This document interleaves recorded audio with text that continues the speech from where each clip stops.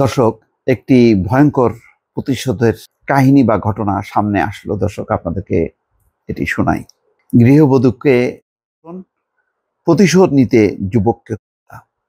অর্থাৎ যেই গৃহবধূ ধর্ষণের শিকার হয়েছে তার স্বামী আইন আদালতের আর আশ্রয় নেয়নি বা ধার ধারেনি, কারণ তারা জানে যে এটি লম্বা প্রক্রিয়া এবং ওই যে বলা হয় না যে বিলম্বিত বিচার একটা অন্যায়ের একটা সামিল। আসলে ন্যায় বিচার নিশ্চিত হয় না যখন নাকি বিচার বিলম্বিত হয়।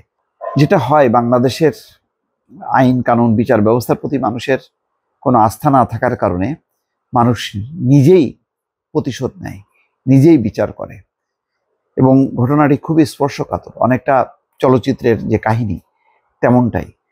যে ধর্ষিতা, যেই গৃহবধূ ধর্ষণের শিকার হলো, তার স্বামী নিজেই সেই যুবককে নির্মমভাবে খুন করেছে বা হত্যা করেছে। এই ঘটনাটি দর্শক নেত্রকোনার কলমাকান্দাতে।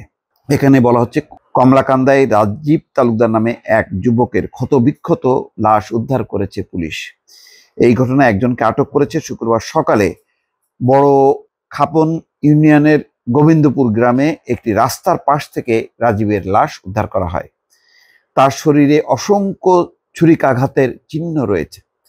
লাশ উদ্ধারের পর দ্রুত ঘটনা রহস্য উদ্ঘাটন করেছে পুলিশ। এটা রাগঢাক করেনি, ওই ধর্ষিতা গৃহবধূর স্বামী সে নিজেই বলেছে কি ঘটেছে, ফলে এটি হাইড করার চেষ্টা করেনি ওই ঘাতক, কারণ না ঘাতক হচ্ছে ওই ধর্ষিতার স্বামী। পুলিশ জানায়, স্ত্রীকে ধর্ষণের প্রতিশোধ নিতেই রাজীবকে হত্যা করে আটক যুবক। আটকের পর জিজ্ঞাসাবাদে এমনটাই জানিয়েছে সে। পরে তার দেওয়া তথ্য মতে হত্যায় ব্যবহৃত ছুরি উদ্ধার করা হয়। নিহত রাজীবের পরিবারের লোকজন জানায়, গত বৃহস্পতিবার রাতে একটি ফোন কলে বাড়ি থেকে বের হয়ে যান রাজীব। পরে শুক্রবার সকালে গোবিন্দপুর গ্রামের একটি রাস্তার পাশে তার ক্ষতবিক্ষত লাশ দেখতে পায় এলাকাবাসী। নিহত রাজীব কলমাকান্দা উপজেলার বড়খাপন ইউনিয়নের বাউসারি গ্রামের রামকৃষ্ণ তালুকদারের ছেলে। স্থানীয়দের অভিযোগ, রাজীব এলাকায় চুরি করত, তার বিরুদ্ধে চুরির মামলা রয়েছে। এছাড়া এলাকার মেয়েদের উত্ত্যক্ত করত। আটক যুবকের স্ত্রীকে ধর্ষণ করে রাজীব। বিষয়টি জানতে পেরে প্রতিশোধ হিসেবে গত বৃহস্পতিবার রাতে রাজীবকে ডেকে নিয়ে ছুরিকাঘাতে হত্যা করে লাশ গ্রামের নির্জন এলাকায় ফেলে রাখে। শুক্রবার সকালে এলাকার লোকজন দেখে পুলিশকে খবর দেয়। পরে পুলিশ গিয়ে লাশ উদ্ধার করে।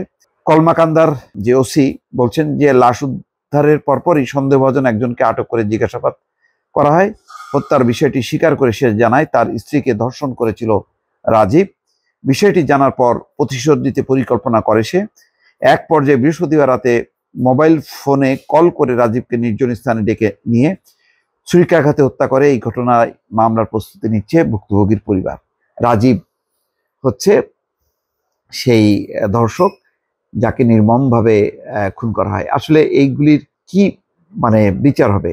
যদি ওই ধর্ষিতার হাজবেন্ড বা স্বামী যদি আইন আদালতে যেত বা ধর্ষিতা যদি মামলা করত, সেই মামলায় বিচারে হয়তো একদিন না একদিন, 5 বছর হোক 10 বছর পরে হোক, ওই রাজীবের ফাঁসি হতো। কিন্তু ততদিন পর্যন্ত তার স্বামী, ধর্ষিতার স্বামী আর অপেক্ষা করেনি। সে ওই রাজীবের বিচার নিজেই করে ফেলেছে এবং এই দুনিয়া থেকে বিদায় নিয়েছে। দর্শক দেখেন, আমাদের আইন কানুন বিচার ব্যবস্থা যদি খুব শক্তিশালী হতো তাহলে প্রথমেই দৌড়ে যেত ওই আইন আদালতের কাছে, থানা পুলিশের কাছে। থানা পুলিশ যথাযথভাবে এই সব ঘটনায় মামলা করত, তারপরে বিচার হতো, দ্রুত বিচার হতো এবং সেইভাবেই কিন্তু এটা নিষ্পত্তি হতে পারত। কিন্তু দেখেন, যেই ঘটনাটা ঘটলো সেটা হচ্ছে অনেকটা চলচ্চিত্রের যেই আমরা ছবিগুলো দেখি সেই কাহিনীর মতো একটা নির্মম, একটা বাস্তব যেই ফিল্মি ঘটনা সেটি বাস্তবে দেখা গেল। দর্শক ভালো থাকবেন, আল্লাহ হাফেজ।